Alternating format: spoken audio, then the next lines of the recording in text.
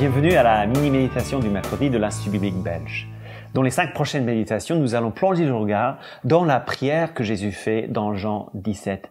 Cette prière, c'est l'intercession de Jésus pour ses disciples et également pour nous.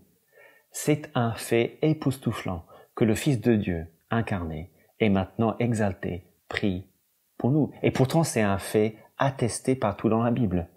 Dans Romains 8, 34, dans Hébreux 7, 25, dans 1 Jean 2, 1, dans Luc 22, 32, et puis dans Jean 17, Jésus intercède pour nous. Jésus prie pour nous.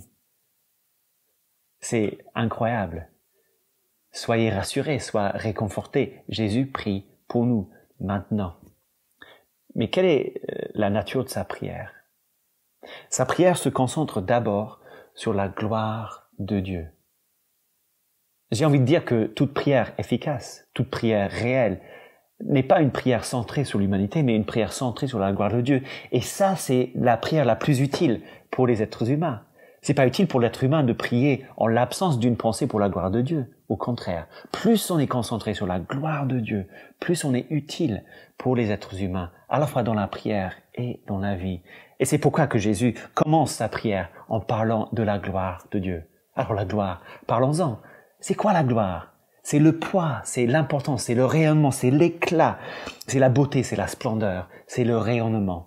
Si on veut un exemple facile à comprendre, pensons au soleil dans notre système solaire. Tout tourne autour du soleil. C'est la chose la plus massive, la plus importante, la plus rayonnante que nous avons dans notre système.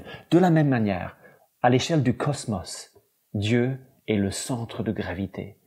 C'est lui qui est le plus massif, qui a le plus d'importance, le plus de poids.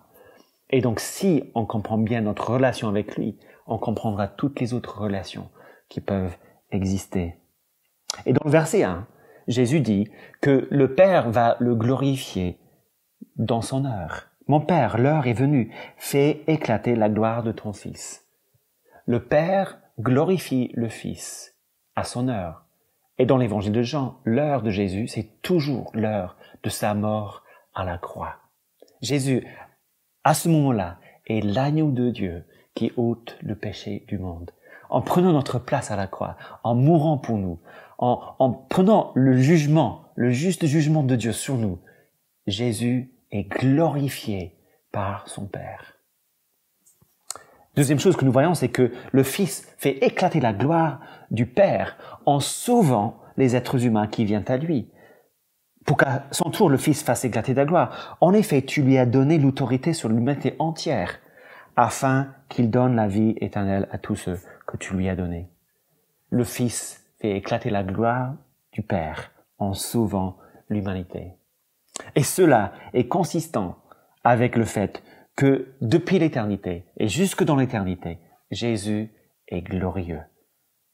Et si nos prières reflétaient les priorités de la prière de Jésus dans cette prière-là?